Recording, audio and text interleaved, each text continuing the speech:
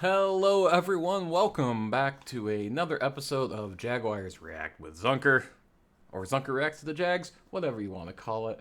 And good news: the Jags won 23-7 in London in the early morning here game. And I did watch this entire game, so I have some things to say. A lot of positive, a few negative. We'll get to in a minute. But first of all, let's just stick to the positive here. The Jags.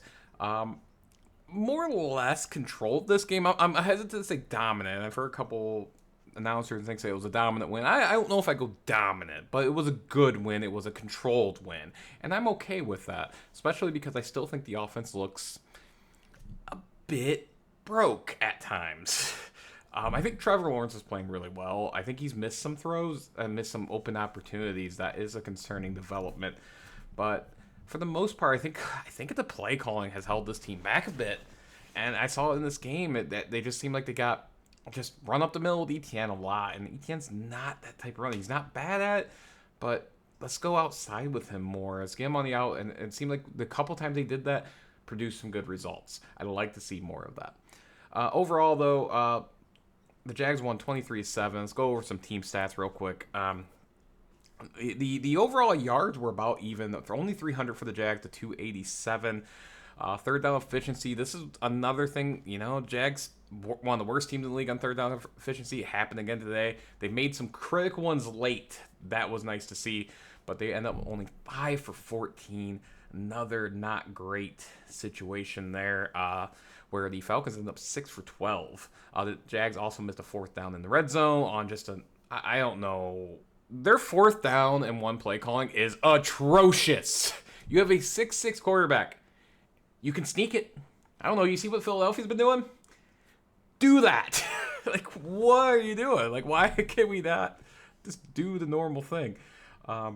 Jags had 105 yards rushing, but on 32 attempts, only 3.3 yards per carry. Both teams play a fairly clean penalty game, although there was one massive penalty on the Falcons late in the game that basically just really ended any hope. The Jags controlled the clock at 32 and 51, and they did have the defensive score. They had 2 picks in this game.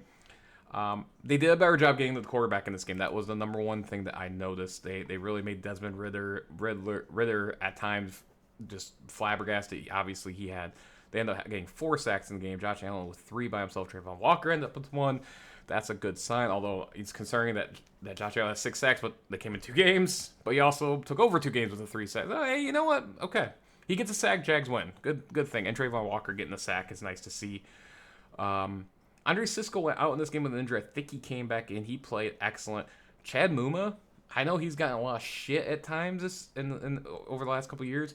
He played really well in this game. He had one hell of a pass breakup in this game where he just raised up and tipped it, and that was a huge gainer. That was a great play. Overall, I'll say the defense played well. Bijan Robinson really showed his stuff today. 105 yards and 14 carries.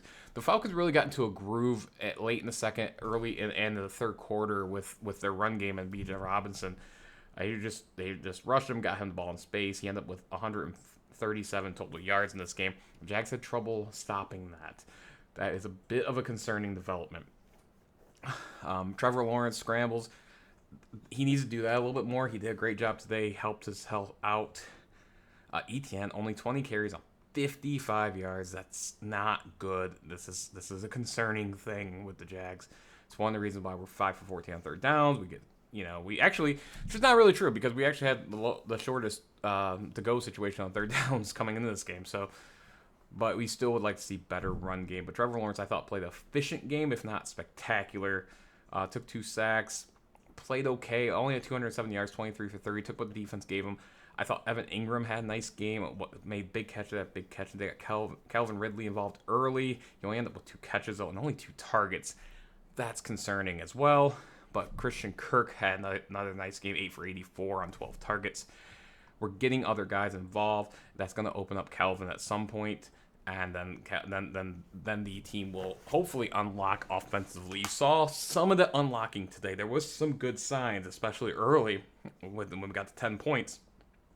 Early on, the team looked unstoppable, and then it bogged down again. And that's the thing. We only scored 2 field goals after those 10 points, not including the defensive touchdown. Yeah, and that's concerning. You know, the offense bogged down again against a team like Atlanta. That's not going to be an issue. Against Buffalo next week, that's probably going to be an issue. You know, we can't be bogged down. I mean, they're putting up, they're just whooping the shit out of Miami at time of this recording, up 41-20. So I don't want to hound on the negatives, but the negatives do have to be told because I think there is concerns here. You know, we're 4 games in. It's some of the same things over and over. The Jags aren't really turning the ball over, which is good, but they can't. Third downs are atrocious, and their fourth down play calling is terrible right now. I don't know if Press Taylor just isn't. I'm sorry, I don't think he's a good play caller. I think Doug Pearson. I normally don't like head coaches calling plays, but Doug might need to here because I think going forward there's a problem. The Jags defensively, I thought, played really well for most of this game. Although the second and third quarter, the end of the second and the third quarters, they kind of got into they lost that aggressiveness they had early, and then they got back late, and I felt they kind of got lackadaisical and really let the Falcons come into this game. Let Desmond get into a little bit of a rhythm. Juno Smith had a hell of a game, 6 for 95. So you know, I felt like at times. You know, but it was almost like a bend and don't break defense, which is great. It worked out, but I would like to see maybe some more. You know, I'd like to see that aggressiveness stay. I think on both sides of the ball, I think they got kind of rested on that 17-point lead they had at the half when they were up 17-0, and or I guess yeah, and then it was the third quarter that the offense kind of picked up for Atlanta, but they didn't just have enough time. One other thing I will really say is the killer instinct of the Jags really showed in this game late. So the Falcons get the touchdown. There was only 3, 4, 5, 6, 7, 8. There was only 7 possessions in the second half, by the way, people. So each team had some long-ish drives, but the Jags up 17-7, momentum on the Falcon side. Although they just punted, you know, it wasn't great for them, but they just had like a 8-play drive. They were moving the ball well.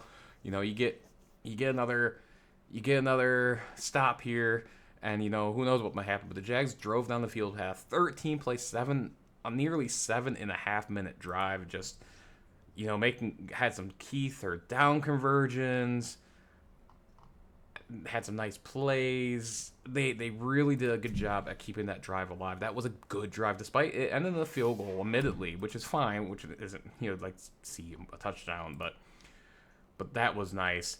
And then after another 10-play drive that ended at the 6 of the Jags, the Falcons were driving, but they ended up 6. Nice defensive play. The Jags went 74 more yards on 10 plays in just over 4 minutes, so it was a little bit quicker of a drive. But really, really good job by the Jags of just eating clock up at that point. By the time Atlanta got the ball back, there was very little time left, which is what mattered at that point more than scoring.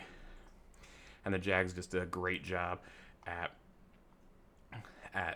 going down the field, getting first downs, eating clock, and then getting the final field goal. Atlanta, on their final drive, Josh Allen made a hell of a sack. Oh, man, that's the stuff that you want to see from him.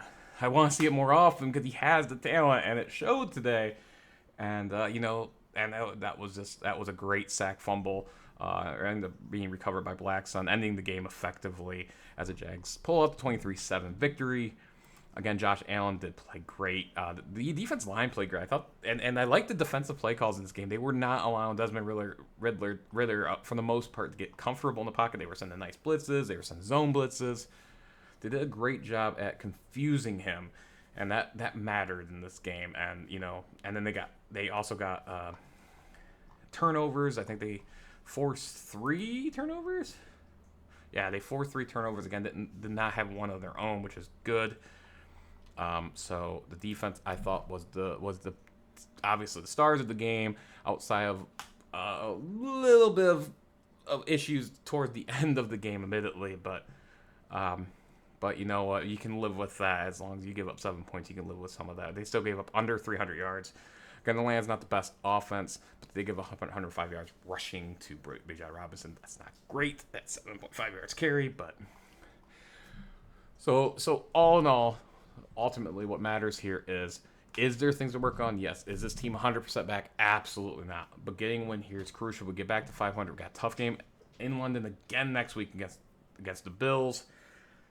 That's going to be tough. The Bills are playing really, really well. And that's going to be a tough game for the Jags. And then their schedule doesn't get easier, folks. And this is why that Houston loss really burns me a bit, because now you get the Colts again, who has beaten the Ravens and have played better than we thought. They travel to the Saints. Who knows where they're really at right now, but their defense plays well. They travel to Pittsburgh. Then they got the Niners. They got the Titans. The next 6 games are not going to be easy, folks. Getting wins like this, you have to get wins like this when you can. And that's going to be critical moving forward, because they still got the Texans again on the road. Again, they'll be struggling against the Texans. And they got the Bengals. Who knows where they're at, but they still have Joe Burrow. Then they travel to the Browns, whose defense up until today has been playing really well. They're probably getting tired at this point with starting a rookie quarterback. Oops. Oh, man. Man, if only they had Josh Dobbs as their backup. But they have the Ravens after that. The schedule isn't easy, folks, for the Jags. It's a first-place schedule. They got to get the wins where they can. But right now, the Jags look like they will at least move into a tie for first place as of this moment. Well, maybe not. The Colts got back in with anything, so maybe not. But if the Colts lose, they'll be back in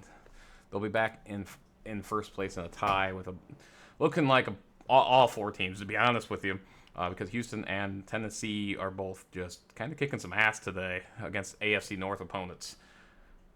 But for the Jags going forward, their defense is playing well for the most part. I believe last week was such a weird game. It's almost hard to put that into perspective because it was so bad.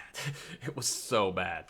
But every part of their game was bad. So, they came to this one, I would say, numbers-wise, or if I gave a rating, I'd give this game a B. About a B. I'd give the offense a C+. I don't think they were great, but they did enough. Defense, I'd give an A. Special teams wasn't a disaster. So that's A+ right there alone. And again, Jags had a lot of guys out in this game, especially offensively, which was a bit concerning. But so injuries are obviously a concern as well. But that will do it for this react. Let me know what you think going forward. How do you think the rest of the season is gonna go? Let's make a little prediction. We're approximately a quarter way of the season. Can't say that anymore because there's 17 games, but we'll say it anyway. About a quarter of the way through the season. Jags are 2-2. Not thrilled about it. I'd hope to be 3-1 at this point, but you know what? I can live with where they're at right now because they're not playing their best football. And we hope that changes here soon and next week. But right now, 2-2. Buffalo next week. I will see you then. Until next time, everybody. Deuces.